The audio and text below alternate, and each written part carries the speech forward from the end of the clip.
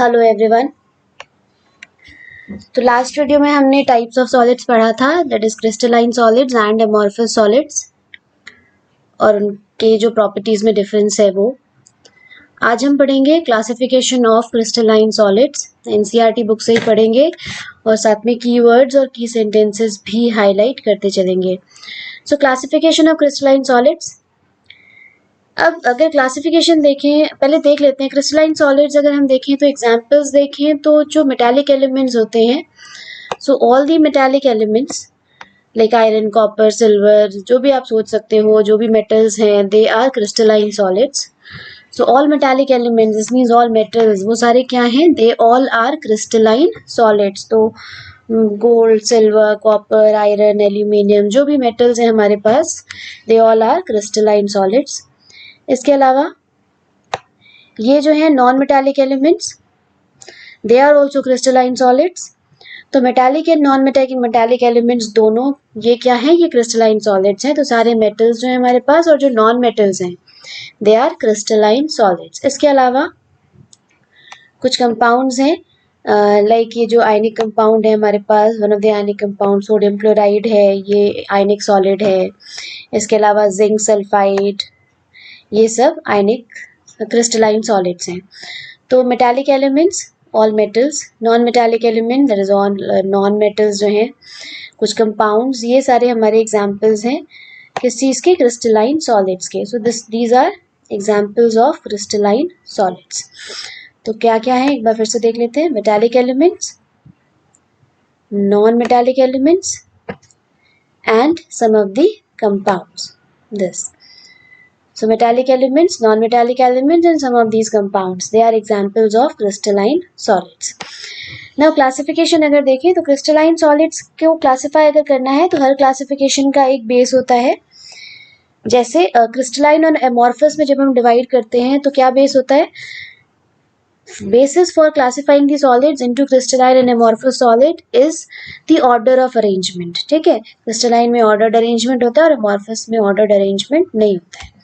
तो किसी भी क्लासिफिकेशन के लिए हमारे पास एक बेस होना चाहिए।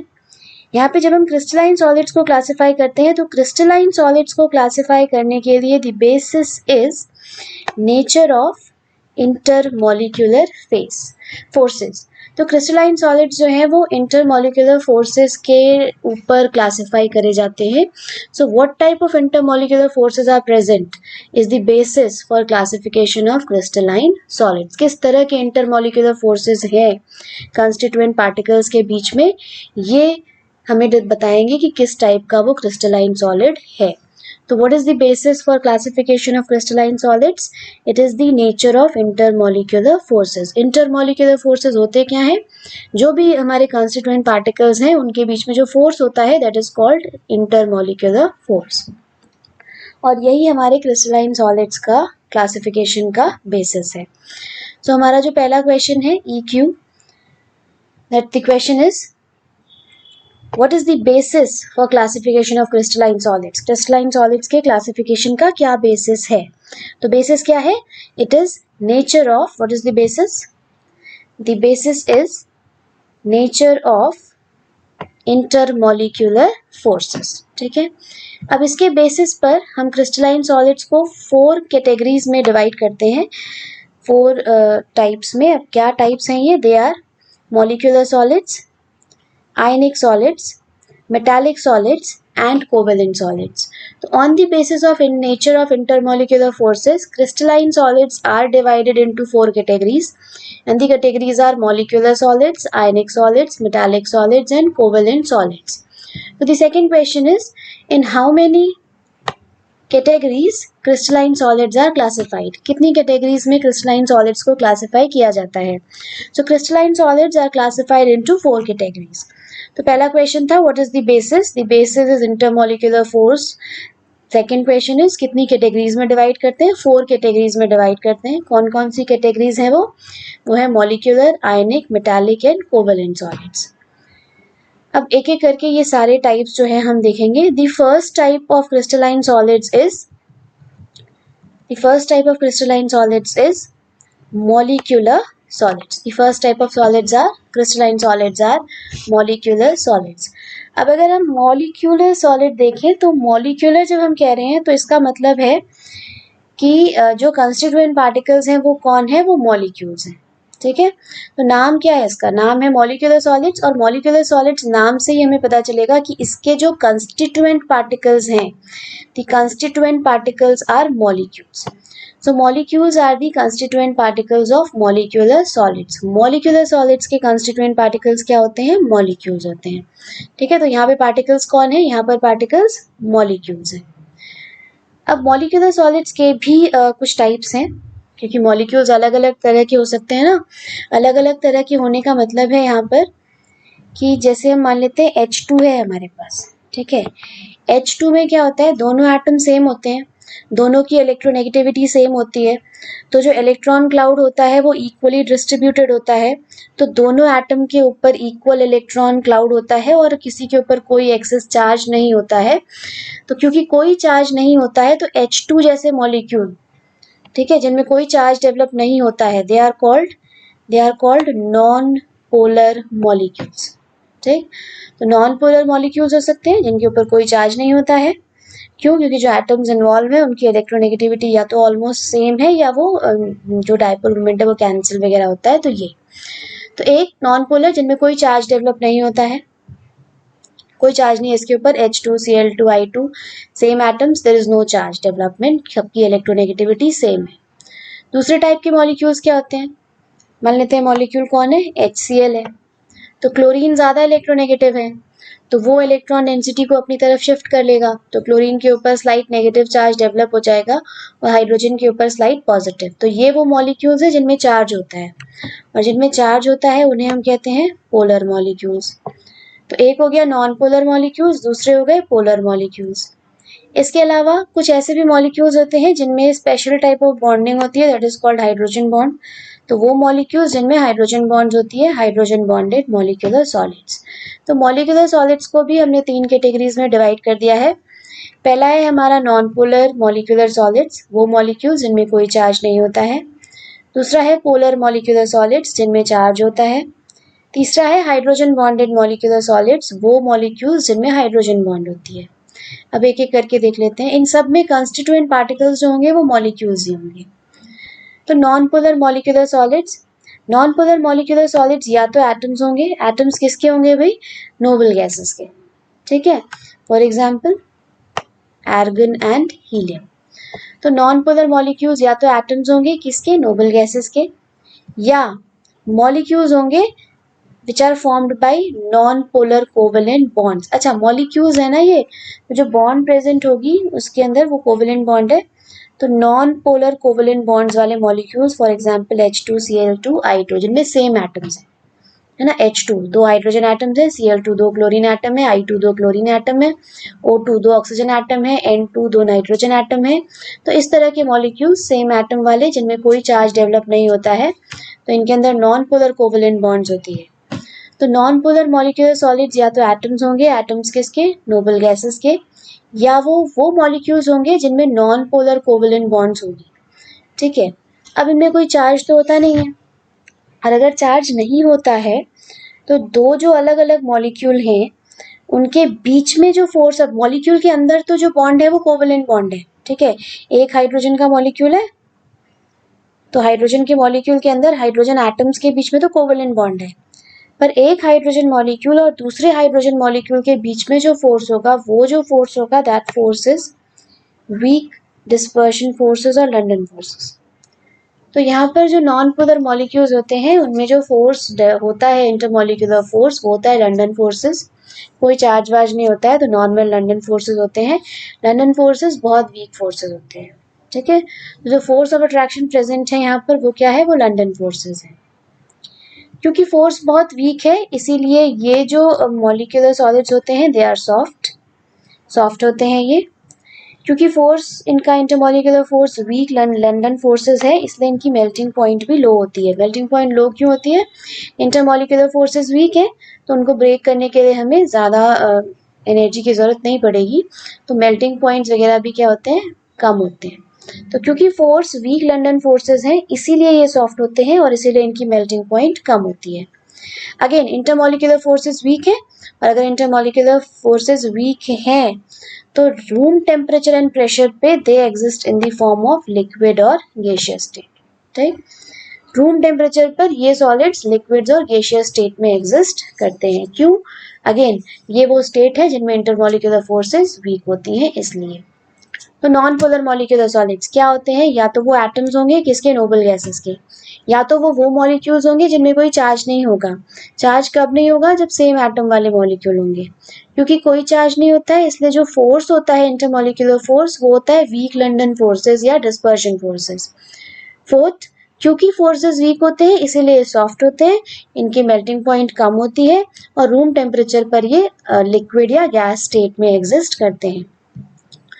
अब क्योंकि ये मॉलिक्यूलर सॉलिड्स हैं इनके पास कोई फ्री इलेक्ट्रॉन्स नहीं होता है, कोई चार्ज नहीं होता, कोई आयंस नहीं होते हैं, इसीलिए they are non conductors. Therefore they are non conductors. ठीक है, इसीलिए ये क्या होते हैं? ये नॉन कंडक्टर्स होते हैं। Therefore they are non conductors of electricity. तो मॉलिक्यूलर सॉलिड्स है, मॉलिक्यूल्स हैं ये, they have no free electron, no ions, no charge, so they are non-conductors of electricity. Second is polar molecules. अब polar molecules होंगे इनमें polar covalent bonds होंगे। Polar covalent bonds मतलब दो एंड होंगे, एक पॉजिटिव और एक नेगेटिव। ठीक है, फॉर एग्जांपल HCl। ऐसा कब होगा? जब दूसरा एटम पहले वाले से मतलब दो या दो से ज्यादा एटम्स हैं और एक की इलेक्ट्रोनेगेटिविटी ज्यादा है और दूसरे की कम। तो इस तरह अलग अलग एटम्स वाले जो मॉलिक्यूल्स होते हैं उनमें चार्ज डेवलप होता है। They are called polar molecular solids. अब चार्ज डेवलप होगा तो एक एंड पॉजिटिव हो जाएगा और दूसरा नेगेटिव, मतलब डाइपोल बन जाएगा। तो डाइपोल बन जाएगा अगर, तो यहाँ पे जो मॉलिक्यूलर इंटरेक्शंस होती हैं वो होती हैं स्ट्रॉन्ग डाइपोल डाइपोल इंटरेक्शंस। ठीक है, तो नॉन पोलर में इंटरेक्शंस होती है लंडन फोर्सेस, पोलर में होती है डाइपोल डाइपोल इंटरेक्शंस। ये भी सॉफ्ट होते हैं, ये भी नॉन कंडक्टर्स ही होंगे। मॉलिक्यूलर सॉलिड्स नॉन कंडक्टर्स ही होते हैं क्योंकि ये आयंस नहीं देते और ये इनके पास फ्री इलेक्ट्रॉन्स नहीं होते हैं। मेल्टिंग पॉइंट्स इनका नॉन पोलर से थोड़ा ज्यादा होता है क्योंकि dipole dipole interactions London forces से थोड़ी स्ट्रांग होती है। ठीक है, एग्जाम्पल्स देखें तो ये रूम टेम्परेचर पर तो नहीं पर सॉलिड स्टेट में एग्जिस्ट कर सकते हैं, जैसे सॉलिड SO2 है या सॉलिड NH3 है। These are the examples. NH3 में भी देखें अगर तो नाइट्रोजन इज मोर इलेक्ट्रोनेगेटिव, तो उसके ऊपर नेगेटिव चार्ज आ जाता है। तो इस तरह के पोलर मॉलिक्यूल। तो एक हो गया नॉन पोलर, दूसरा हो गया polar. Third is hydrogen bonded. अब एक कंडीशन हमने क्लास 11th में पढ़ी थी कि हाइड्रोजन बॉन्ड कब बनती है? When hydrogen is bonded to electronegative elements. कौन से electronegative elements? Fluorine, oxygen and nitrogen. तो अगर हाइड्रोजन नाइट्रोजन ऑक्सीजन या फ्लोरीन से बॉन्डेड है तो हाइड्रोजन बॉन्डिंग बनती है और तब हम जो सॉलिड्स होंगे उनको कहेंगे हाइड्रोजन बॉन्डेड मॉलिक्यूलर सॉलिड्स। अब इनमें हाइड्रोजन बॉन्ड होती है, hydrogen bond comparatively London forces और डाइपोल डाइपोल इंटरेक्शंस के कंपैरिजन में स्ट्रांग होती है, ज्यादा स्ट्रांग होती है।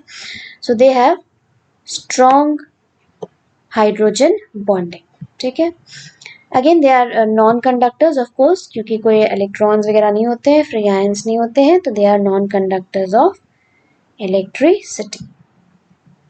सो मॉलिक्यूलर सॉलिड्स पहले टाइप ऑफ क्रिस्टलाइन सॉलिड्स थे। मॉलिक्यूलर सॉलिड्स नाम से पता चलता है कि मॉलिक्यूल इनके कंस्टिट्यूएंट पार्टिकल्स हैं। तीन तरह के होते हैं, non polar, polar and hydrogen bonded. ठीक है, ये सारे जो हैं वो दे आर बैड कंडक्टर्स क्योंकि कोई फ्री आयंस या इलेक्ट्रॉन्स इनके पास नहीं होते हैं। So that was molecular solids. The second type of crystalline solids are ionic solids. As the name suggests, क्योंकि हम ionic solids कह रहे हैं इसका मतलब है कि यहाँ पे जो constituent particles हैं वो कौन है? वो ions हैं। The constituent particles are ions. अब अगर ions हैं, positive negative ions, cations and ions, तो जो force होंगे वो कौन से होंगे? The force is strong electrostatic forces. Ions है, चार्ज है, तो इनके बीच में जो फोर्स होगा वो इलेक्ट्रोस्टैटिक फोर्सेस होंगे। कंस्टिट्यूएंट पार्टिकल्स आयंस है, नाम से पता चलता है, नाम ही इनका आयनिक सॉलिड्स है, मतलब कंस्टिट्यूएंट पार्टिकल्स कौन है? आयन। फोर्स कैसा है? फोर्स है स्ट्रॉन्ग इलेक्ट्रोस्टैटिक फोर्सेस। अब जो फोर्स है वो स्ट्रॉन्ग है as compare to molecular solids, तो ये हार्ड होते हैं, दे आर हार्ड, पर ये ब्रिटल होते हैं, ब्रिटल मतलब बहुत आसानी से ब्रेक हो जाते हैं। इनमें जो फोर्स है इलेक्ट्रोस्टैटिक फोर्सेस वो मॉलिक्यूलर सॉलिड्स के कंपैरिजन में ज़्यादा स्ट्रॉन्ग है, इसलिए इनका melting and boiling point high होता है, दे have high melting and boiling point. ठीक, अब ये आयनिक सॉलिड्स हैं। अब आयंस जो होते हैं वो सॉलिड स्टेट में मूव नहीं कर सकते हैं, they can move only in molten और लिक्विड स्टेट, इसीलिए जब ये क्रिस्टलाइन सॉलिड्स सॉलिड स्टेट में होते हैं तब ये इंसुलेटर्स होते हैं। For example common salt NaCl, common salt NaCl ionic solid है, सॉलिड स्टेट में वो इलेक्ट्रिसिटी कंडक्ट नहीं करती है, पर अगर उसी का हम सोल्यूशन बना दें या उसको मोल्टन स्टेट में ले आए तो वो इलेक्ट्रिसिटी कंडक्ट करना शुरू कर देती है। तो सॉलिड स्टेट में they are insulators, molten state में they are free to move, ठीक है, they conduct electricity in molten state. The next is metallic solids. Now as the name suggests, metallic solids, as the name suggests, metallic solids है ये, और अगर ये metallic solids है तो यहाँ पे पॉजिटिव आयंस होंगे surrounded by and held together by a sea of electrons. ठीक है, मेटल्स है ये, मेटालिक बॉन्ड है, हाई स्ट्रॉन्ग होता है as compare to molecular solids, तो high electrical and thermal conductivity होती है, फ्री इलेक्ट्रॉन्स होते हैं इनके पास, तो दे आर गुड कंडक्टर्स भाई। High electrical and thermal conductivity क्यों होती है इनकी? They are good conductors, heat के भी और इलेक्ट्रिसिटी के भी। क्यों? क्योंकि इनके पास क्या है, इनके पास है फ्री इलेक्ट्रॉन्स, और यही फ्री इलेक्ट्रॉन्स मेटल्स को गुड कंडक्टर्स बनाते हैं। तो मेटालिक सॉलिड्स कौन है? मेटल्स हैं जनरली। मेटल्स हमें पता है they are good conductors of heat and electricity. Why they are good conductors? Because they have free electrons. Metals are malleable and ductile, ये लोअर क्लासेस की चीज है। मेलिबिलिटी क्या होती है, डक्टिलिटी क्या होती है। देन इज कोवेलेंट और network solids. Now what covalent and network solids are? Covalent network solids हम कह रहे हैं, इसका मतलब जो बॉन्ड है वो तो कोवेलेंट है। कौन सी बॉन्ड बन रही है? कोवेलेंट बॉन्ड बन रही है। नेटवर्क सॉलिड होने का मतलब है कि बहुत सारे जो एटम्स हैं दे आर जॉइंड टुगेदर। ठीक है, बहुत सारे एटम्स आपस में जुड़ के बहुत बड़े बड़े मॉलिक्यूल्स बनाते हैं, तो दे आर नेटवर्क सॉलिड्स। ठीक है, कोवेलेंट क्यों? क्योंकि कोवेलेंट बॉन्ड्स होती है। नेटवर्क सॉलिड्स क्यों कह रहे हैं? क्योंकि बहुत सारे एटम्स आपस में जुड़कर बहुत ही बड़े बड़े मॉलिक्यूल्स का फॉर्मेशन करते हैं। ठीक है, one of the most common example is diamond and graphite. हमें पता है बहुत सारे एटम्स जो है कार्बन के डायमंड और ग्रेफाइट में आपस में जुड़े हुए होते हैं, so they are network solids. Insulators होते हैं, ऑफ कोर्स इंसुलेटर्स होते हैं क्योंकि इनके पास कोई फ्री इलेक्ट्रॉन्स और आयंस नहीं होते हैं। Exception is graphite. Graphite is a good conductor, वो एक्सेप्शन है क्योंकि उसके पास फ्री इलेक्ट्रॉन होता है। तो diamond and graphite they are examples of network और covalent solids. In general, they are insulators. Exception is graphite. Graphite is a good conductor because it has free electron. The other example is carbon, silicon carbide. इसको mark कर लेंगे. So 4 type of ionic crystalline solids are molecular solids, ionic solids, metallic solids, and covalent or network solid. और उनके examples भी हमें थोड़े बहुत याद कर रखने हैं। अब एक हमारे पास टेबल है हमारी बुक में for crystal types of crystalline solids. This is the table. So ये हमें थोड़ा सा ध्यान में रखना है।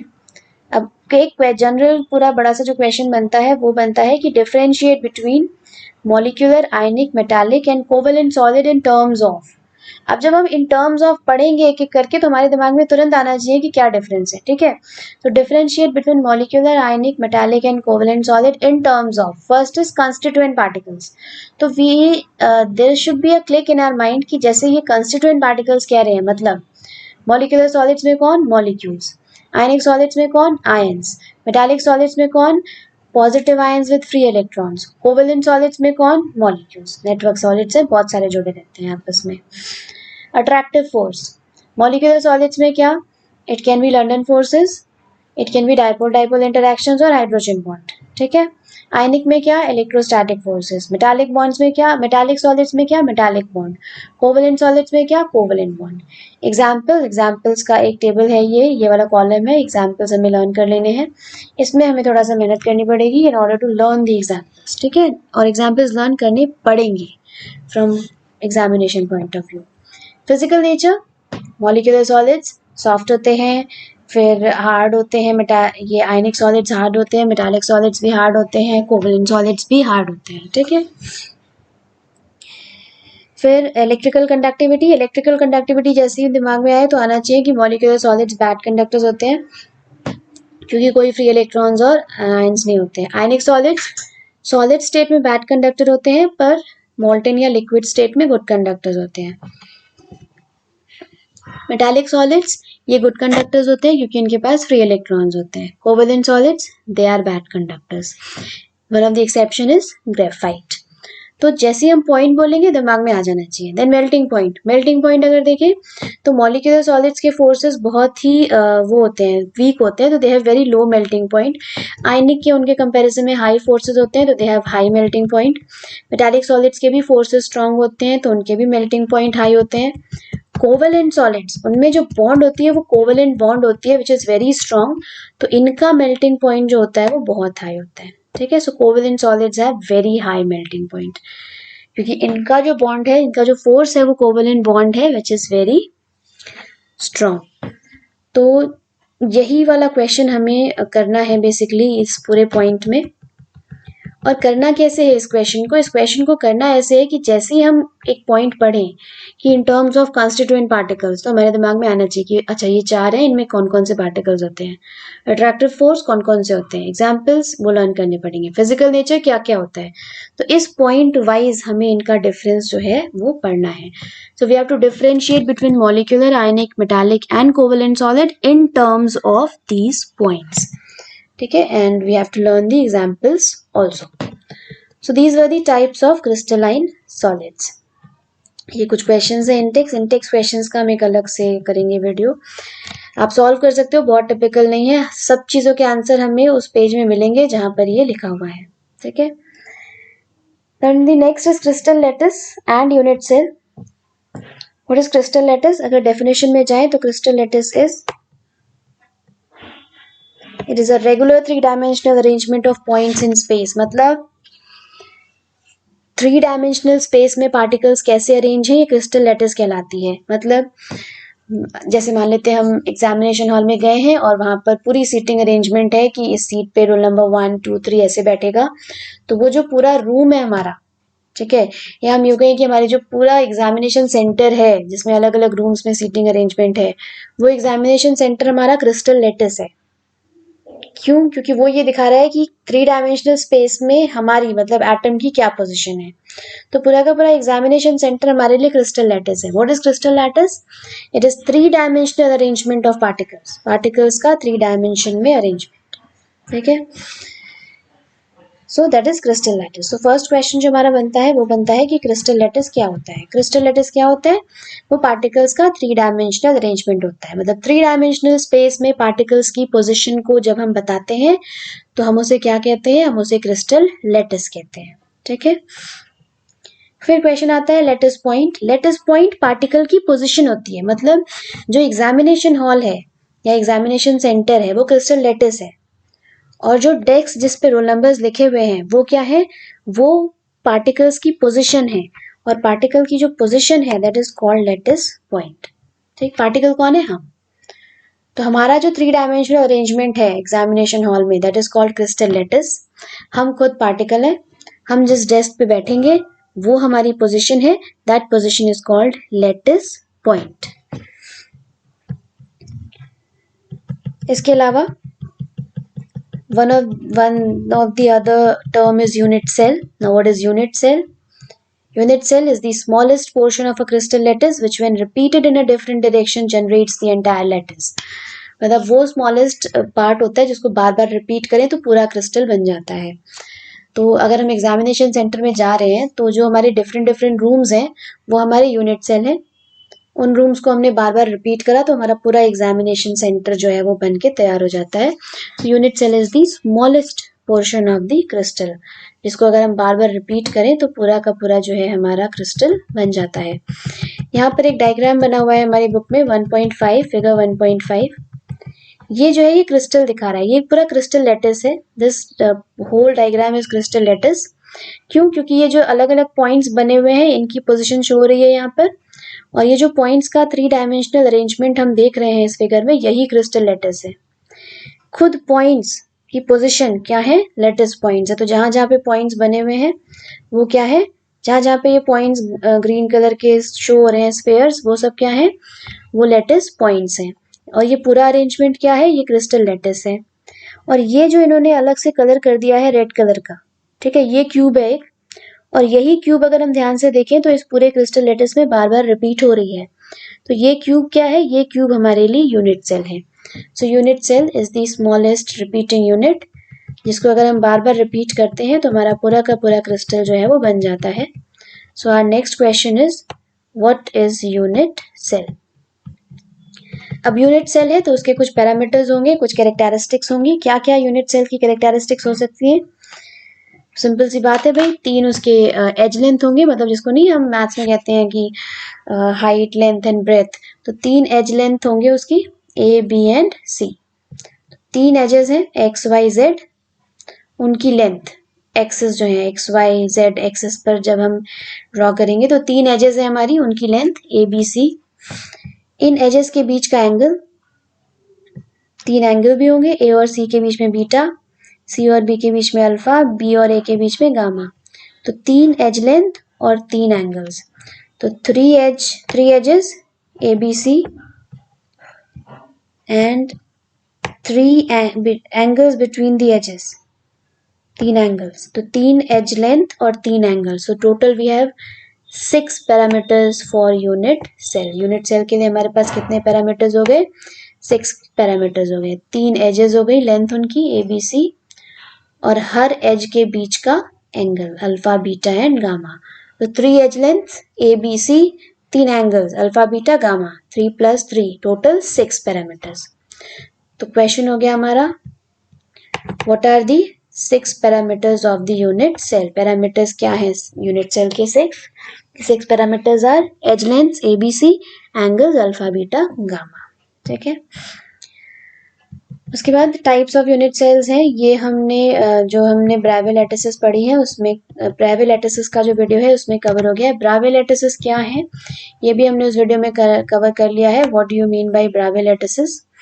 ब्रावे lattices are These are the 14 possible 3-dimensional lattice। ठीक है, तो टोटल हमारे पास 14 ही यूनिट सेल्स पॉसिबल हैं, यानी 14 3-dimensional लैटिस पॉसिबल है। एंड ये जो 14 3-dimensional लैटिसेस जो हमारे पास हैं they are called ब्रावे lattices. Bravais lattices का वीडियो हम बना चुके हैं, तो वो जो है आपको देख लेना है। तो ब्रावे लैटिसेस तक हम कर चुके हैं। ठीक है, so this was the today's video. अब जब हम नेक्स्ट वीडियो करेंगे तो उसमें हम करेंगे, क्योंकि हम इतनी चीज़ें कर चुके हैं, तो अब जो हमारे पास बची है नेक्स्ट वीडियो, ये सब हम कर चुके हैं रोम्बोहेड्रल ट्राइक्लिनिक ब्रावे लैटिसेस में। Next do number of atoms in a unit cell, वो कैसे कैलकुलेट करते हैं, और क्लोज पैकिंग, ये हम नेक्स्ट वीडियो में करेंगे।